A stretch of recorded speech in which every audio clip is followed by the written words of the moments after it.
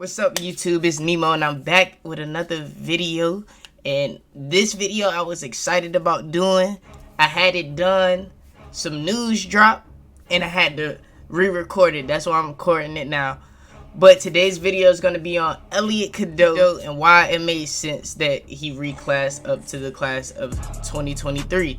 Now, if you don't know who Elliot Cadeau is, he was the #1 point guard in the class of 2024, and recently, I think it was last week, he reclassed up to the class of 2023, making him, according to 24/7 Sports, the 11th best player in the class of 2023 and the 13th best according to ESPN in the class of 2023, being the #2 ranked point guard on both sites. To me, the first reason why it made the most sense that he reclassed up to the class of 2023 is his age.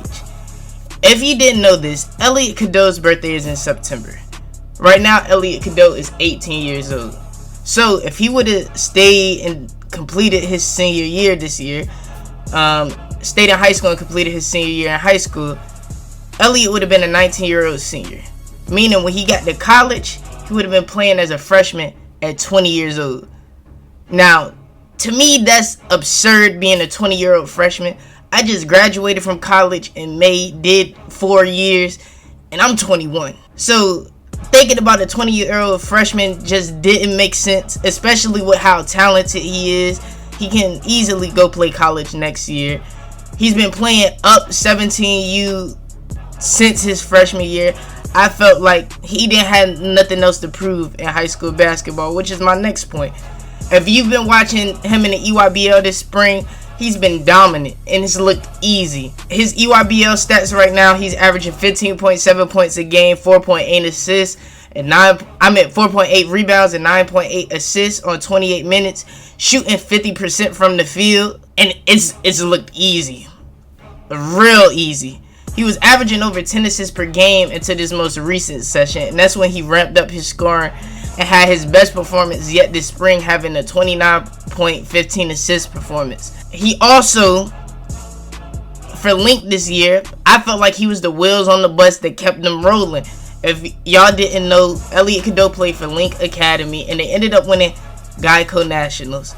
And if you watch Geico Nationals, he was the guy. Like, Jacoby Walter, his teammate for Link, he's going to Baylor. I feel like he's really good. I feel like he's going to be a lottery pick. He's going to come in and give them exactly what Keontae George gave him, in my opinion, this past season. But Elliot was the wheels on the bus that kept them rolling.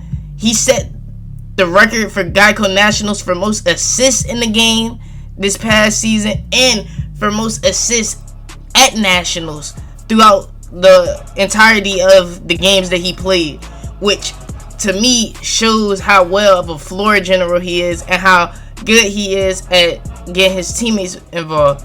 If I remember correctly, I might mess up on the number of assists, but he had a 4-point game in their first game in Geico Nationals when they played Paul VI. He had 4 points, and I believe he had 14 assists in that game. So that just, to me, that goes to show the type of player that he is, and how for him it's not about the individual statistics, but it's more about doing what it takes to get his team the win. The next reason for why I feel like Elliot Cadeau decided to reclass up is UNC's current situation.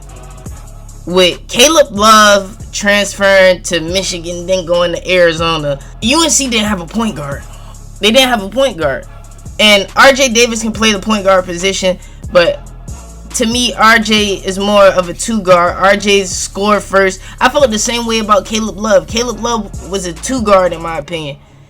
And so for UNC, with Armando coming back for his 5th year, with RJ Davis, like, to me, it made sense for a guy like Elliot to come in, because Elliot's going to be able to give them the ball in their spots, because he's not a score first guy. RJ's going to be able to play off the ball and really be able to do what he does best in scoring the ball. And then Elliot is beautiful in the pick and roll, which when you got one of the best bigs in the country on your team and Armando Baycott, like, I feel like that'll be a beautiful sight to see. And I'm saying this as a Duke fan. it hurt my heart seeing Elliot commit to UNC. I'm saying this as a Duke fan, and I love Elliot's game. I've been watching Elliot since he was a freshman in high school. So I feel like it made perfect sense. And the first time I recorded this video, I was talking about how it would allow Simeon Wilcher to come off the bench and be a spark off the bench, helping UNC with their depth. And that's why I had to re-record it, because if you didn't know, Simeon Wilcher asked out of his national letter of intent, meaning that he won't be attending UNC next year. Am I surprised by his decision? Not at all, because Elliot is going to come in and he's going to run the show. If anybody has watched Elliot Cadeau play, if you know Elliot Cadeau's game, like, I feel like if he was on UNC last year, he would have been their missing piece, and they could have been a lot better than what they were.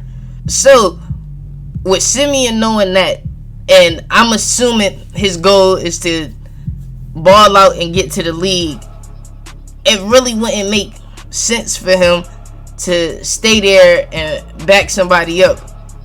But at the same time, his decision did surprise me, because when he committed, there was no news of Caleb Love transferring. So you was already going to come in and back up Caleb Love.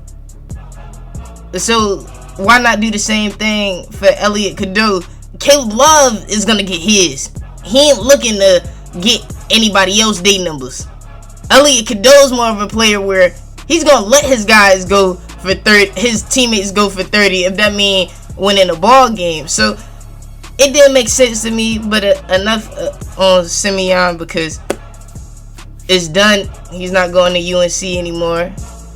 But looking at these reasons, man, looking at his age, looking at the need for a point guard, a true point guard at UNC, and looking at his dominance in high school, I feel like there was nothing else for Elliot to prove at the high school level, and he really would have been just wasting his time spending another year in high school. The only thing he hasn't accomplished at the high school level is winning the Nike EYBL, which I honestly believe he had a chance to do this year. Who knows? Maybe he does play in Peach Jam, because that's all that's left in the Nike EYBL right now is Peach Jam. So maybe he plays in Peach Jam, then goes off to college, kind of like Gigi Jackson did last year. Who knows? But I'm excited to see how UNC looks this year. I think UNC will be really good, just because they got one of the best bigs in the country. In my opinion, with Elliot coming in, they have one of the best guards in the country. RJ to me is a real solid guard. I feel like him playing alongside Caleb Love, though, he wasn't able to show it because both of them shoot the ball a lot. They're volume scorers. So I feel like he wasn't really able to showcase his talent. I feel like with Elliot, he's going to be able to get better looks and increase his efficiency. But with that being said, like, I feel like UNC will have a better year. I'm going to say it now. UNC will have a better year this year than they had last year. In my opinion, I believe so. I believe this year UNC might be able to make some noise. Do I want them to beat Duke? No. But it'll be exciting to see how those games go. But with this being said, if y'all like the video, make sure y'all hit the like button, you subscribe, and you share the video with your friends. And until next time, I'm out.